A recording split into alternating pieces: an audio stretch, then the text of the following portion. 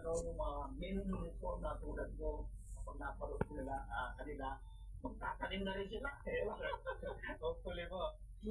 Si Justin po mga kabayan, taga Pampanga po eh. Binabanggit niya kanila, magkita pa lang kami, sir, meron kababayan kita.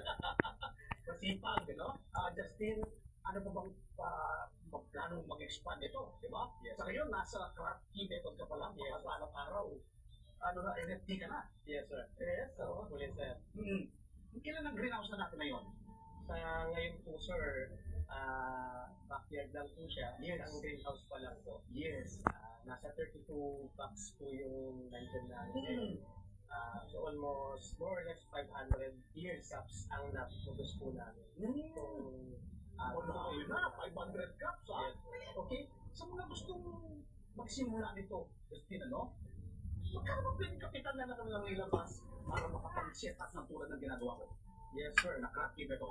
Sa mga gusto pong magsimula, yung 1,000 pesos po natin. 1,000 pwede na? Magsimula. Yes, sir. Alright. Ilang box po yung natin dyan?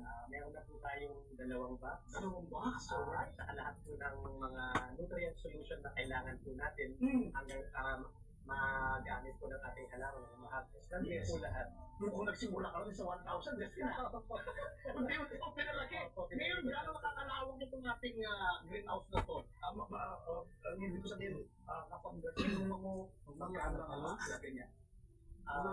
Siguro po nasa more or less mga 30,000. Hindi, 10,000 naman. Kung naiipon-ipon siya, Justin, may masasabi mo ba na sa pagtatanim may kita, may pwedeng magandang dun sa yung trabaho talaga? Yes, sir. May potential income po talaga, lalo na po yung sa lettuce.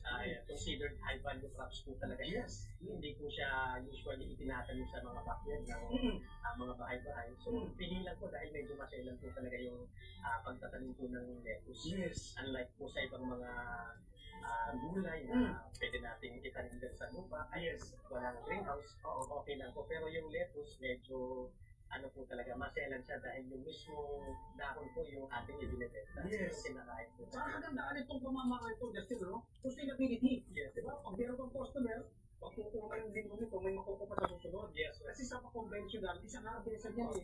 Di ba? So, gano'n. Bukod ba sa pag-hydroponics ba, liros lang ba pwedeng itanim o meron pang ibang mga halaman na sinubungan